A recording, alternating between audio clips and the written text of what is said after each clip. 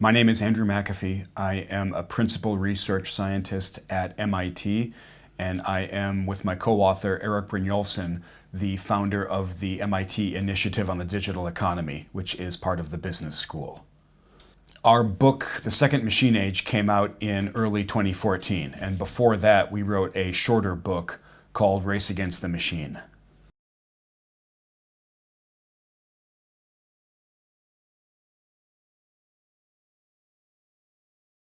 If you had to summarize this incredibly complicated process of capitalism in one phrase, Schumpeter got that phrase exactly right, I think. He called it creative destruction. And what he meant by that is that the creation part is the good news. And we create new products, new services, new things that people want. We open up new industries. We bring good things into the world. But that process cannot be separated from the destruction, from the fact that the older goes away, companies that do not adapt successfully fade away, they go out of business, and people do lose their jobs. And of all of those different kinds of destruction, the only one that I worry about is the people losing their jobs. If a company goes out of business, fine, it was poorly managed. But a person losing a job or facing declining wages, that's a societal problem. That's a social problem. So Schumpeter was brilliant about creative destruction, which is overall a natural process. It's the way that our societies and our economies advance. The one element of that that I think we need to be concerned about is the destruction of old jobs and making sure that there are more, better, new jobs so that people have a place to go.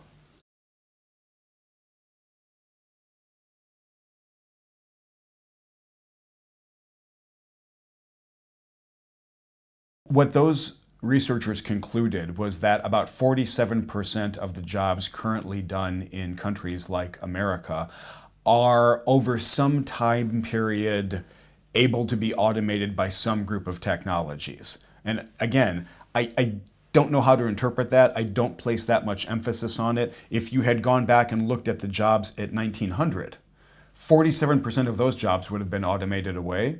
The thing that we have to keep in mind is that what innovation and entrepreneurship do are they not only create new markets, create new industries, they create new things for human workers to do. That process has been going on. That process is still going on.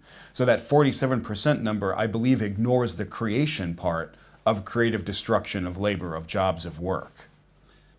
For 200 years, in other words, for almost the entire industrial period, people have been predicting that the latest technology advance was going to cause massive unemployment. In the middle of the 19th century, Marx wrote about how labor was going to be eliminated by automation and by capital.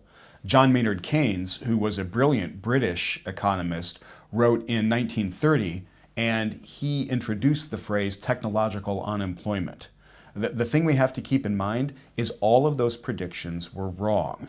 And even as technology advanced and we acquired different kinds of automation and we moved deeper into the industrial era and these amazing technologies unfolded, the internal combustion engine, electrification, the jet engine, these were world-changing technologies.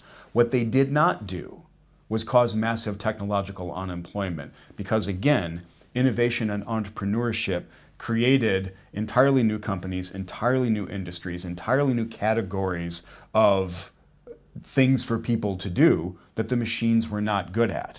So that process is not over. We do not have technologies today, or I believe on the horizon, that can automate away 80 or 90% of what humanity is good for. So I don't place too much emphasis, at least in the short to medium term, on this notion of massive technological unemployment.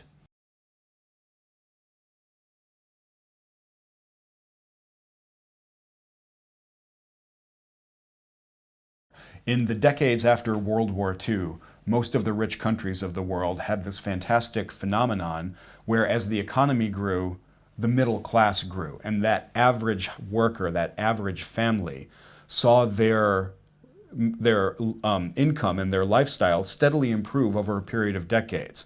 And we thought that was the law, that was just how things were going to work.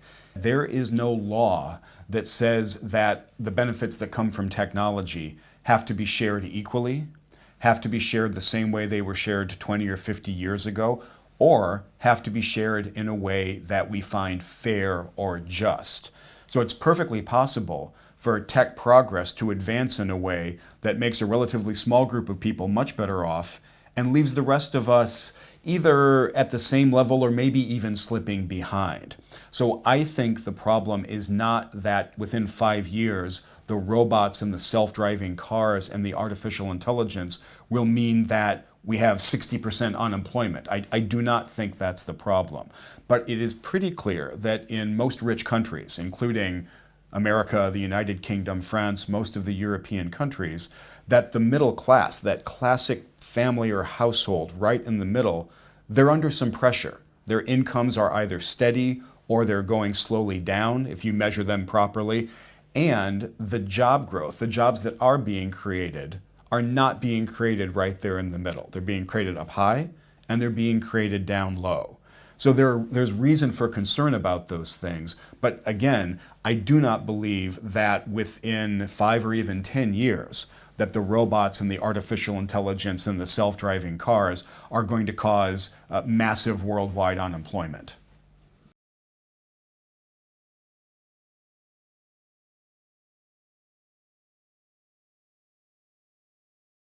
But there are things we could do quite quickly that would make a difference. We should change our educational system. I think we're doing a great job of educating the kinds of workers we needed 50 years ago.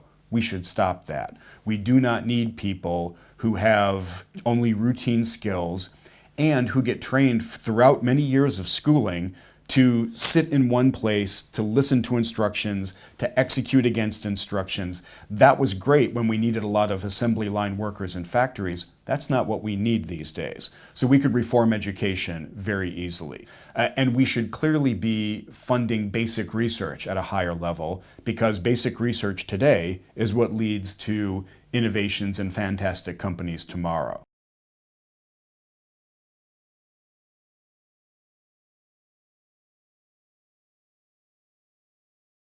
Over the past 20 plus years, that word disruption has become part of the vocabulary of technology. So we talk about the impacts that technology has. When it makes the old obsolete and brings in something that's new, we use the word disruption to talk about that process. Let's say that I have 50 years, a half century left on the planet. I think I am going to live to see a complete science fiction economy. And what I mean by that is I think I'm going to live to see a world where our farms are almost completely automated, where our factories are almost completely automated, where the mines where we get metals and other materials are almost completely automated, that we have logistics systems and transportation networks that don't need very many people because the vehicles can drive themselves. So I think I'm going to live to see an economy that looks like science fiction in a lot of ways. That economy, I believe, is not going to need as much labor, anything like as much labor, as today's economy needs in order to satisfy the material needs of all of the world's people.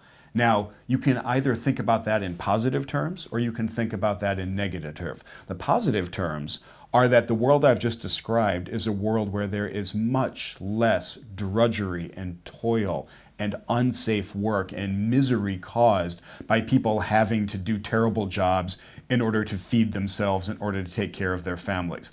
That's gone in the world that I'm describing. So I think that's a very positive vision. At the same time, the question brought up by this vision is, okay, how do people get access to all of this abundance that I've just described? The way that we currently get access to the abundance of an economy is with our labor. Most of us are not professional investors or capitalists. We offer our labor to an economy, and we expect, if we show up for work, if we're willing to get educated and acquire skills, we expect that we should have a decent life in exchange for that. And that's a very fair expectation.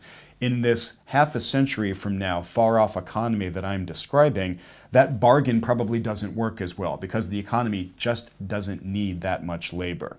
So then the question becomes, how do we give people access to all of this bounty? And what does a meaningful life, what does a healthy community look like when lives and communities are not dominated by work the way they are today. Now, I don't think that either the positive or the negative vision is assured. And I don't think that technology is what's going to make us either in that positive vision of the world or the negative vision. It's the choices we make as people, as members of communities and societies, that are going to determine whether we're in that happy future or that frightening one.